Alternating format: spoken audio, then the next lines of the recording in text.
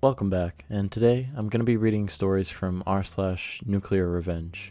So this first story that we have today is titled, Crazy Entitled Neighbor Tries to Bleach My Sister's Cat. Cat Gets Revenge. I count this as a nuclear revenge story, but not in the traditional sense. This happened many years ago. My older sister had this awful, bitchy neighbor who had a serious hard-on for Sis's Seal Point Siamese cat. I'll call the neighbor CN for Crazy Neighbor. Sister is Sis. CN was a black-haired, plump 40-something divorcee who annoyed everyone in the neighborhood.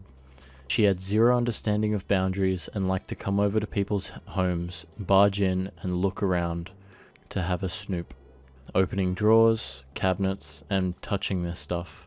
Once, she even went into someone's fridge and grabbed herself a ginger ale, then got mad when the homeowner took it back. If you left your door, front or back, unlocked for more than 10 minutes, chances were she'd come right in. She stole yard decorations from other people's yards and had been caught on more than one occasion pocketing something she'd snagged off a mantel or table of a house she'd invaded. And she would always throw a tantrum when she got busted. Cops had been called on her many times. She was good at being pathetic, so most people didn't press charges. Unfortunately, this made her bolder. Basically, she was the entitled bitch of the neighborhood. Sis was unfortunately one of her favorite victims. She'd come over without calling, barge her way in, and demand, to see Sis's cat, telling Sis how beautiful he was and how much she wanted a cat just like him. Sis, being rather non-confrontational, would let her see the cat, who didn't like the woman, then make her leave, and CN never wanted to leave and had to basically be pushed out the door. Oh, and she despised me because I wouldn't let her in when I answered the door. Nor would I tolerate her BS in any way if she got past my sister. CN was so obsessed with the cat and offered to buy him many times, but Sis loved that cat. He had been the runt of the litter and rejected by his mom. My sister had taken him in and bottle fed him, and mothered him and saved his life. He wasn't a pet, he was her child, so Sis, of course, always said no. This royally pissed off CN, and one day the cat got out. He wasn't an outdoor cat, so Sis and I immediately started looking for him. We were checking the bushes and the flower pots in her backyard when we heard a very distinctive yowl, one of pure rage, followed by a very human shriek of pain, coming from CN's house. Suddenly, the doggy door on CN's back door slams open and outruns my cat's sister, his tail and one rear paw covered in what smelled like hair bleach. I'm allergic to bleach, and I immediately recognized the smell as he passed me, dashing past us into Sis's house.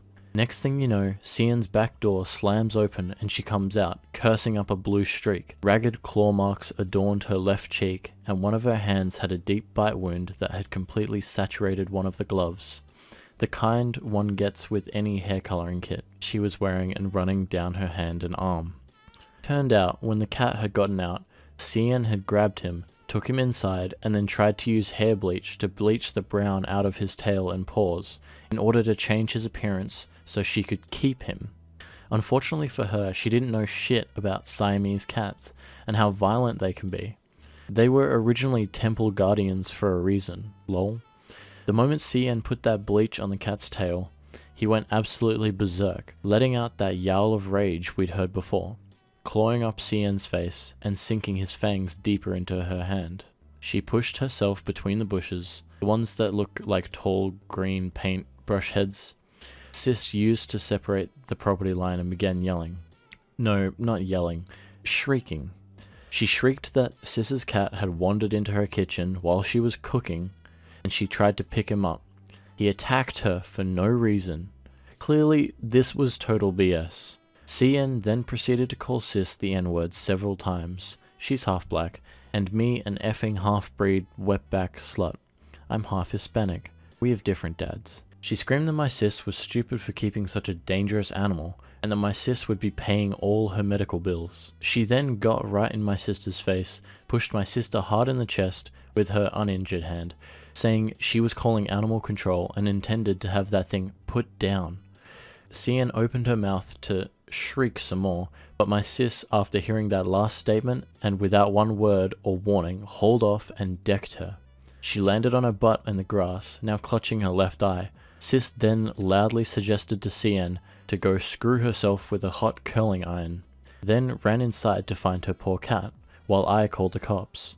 The whole thing from start to end lasted only 5 minutes. Sis found him hiding in the laundry room and quickly cleaned him off in the sink. Meanwhile, CN is on her ass in our backyard, howling like a banshee until the cops arrived. I told them what happened, and they later talked to my sister after she tended to her cat, who gave the same story I did, even admitting to hitting CN, in self-defense of course. It didn't hurt her case that CN had left a bloody handprint on my sister's shirt when she shoved her. CN of course told them something entirely different. Her story was that she was about to bleach her hair when my sister's cat came in and attacked her. She also said both Sis and I attacked her too. I apparently kicked her in the stomach after Sis punched her. But the cops found no evidence of bruising, and the scratches on her face kind of masked her swelling eye. I think the cops turned a blind eye, pun intended, to it, considering the circumstances. But since there was a clear blood trail leading into CN's open back door, the cops felt they had a probable cause to go in. I think if CN had been paying more attention, she'd have refused them entry. The blood trail led to a sink in the first bathroom floor. The blood trail led to a sink in the first floor bathroom. Blood, cat fur, a bleach applicator, and the box it came in were in the sink on the floor. The cat's collar was in the garbage. CN kept trying to play the victim, but the cops didn't buy it. She got arrested and my sister pressed charges for theft and assault. CN also got nabbed for possession of stolen goods. The cops found a bunch of DVD players and CD players, still in their boxes, sitting on her coffee table and in the spare room next to her bathroom. She had a bunch of prescription drug bottles with other people's names on her kitchen counter, and it turns out she'd been stealing neighbors' painkillers when she visited them. And since she was a renter, the property owner gave her the boot for breach of contract. She went to jail and had to pay for the cat's vet bill. He was okay, but a bit traumatized and had a yellow patch on his butt, paw and tail for several months. CN's hand got infected from the cat bite, and it turned out it had also caused tendon and nerve damage as well. Moral of the story, stay out of people's houses and have the common sense not to mess with a cat named Lucifer. I think my favorite part of that story is where the sister decked her onto the grass. It just shows how much you shouldn't mess with a cat owner who thinks of their cat as a child to them. So this next story that we have is titled, "He Tried to Have Me Shanked. He Will Never Try It Again." Now, I want to start this off. I want to say first and foremost, I try to be a good man, not a nice one. Now, just a little background on me. I had an odd childhood. Not a bad one, just one that most people don't live through. Both of my parents worked at night. My mother worked in a local bar, and my father was a martial arts instructor. Instead of using babysitters or a nanny, I had the choice of going to work with either my mom or my dad. What self-respecting little boy doesn't decide to go to the martial arts class instead of sitting at a bar? So 5 days a week, 5 hours a day, I practiced. Even though I'm pretty capable of handling myself, I'm not what one would call intimidating. I'm not tall, I'm not super built. I looked like cannon fodder for inmates, to be perfectly honest. But I have never been one to take a job and not do my duties. It's not how I was raised. I was pretty good at getting contraband out of the prisons and handling most situations. Just kind of had a knack for it. Well, anytime you're good at getting rid of things bad people aren't supposed to have, you're gonna make the occasional enemy. It happened to me more than a couple of times. Usually it was just some harassment, verbal abuse, and an occasional punch thrown.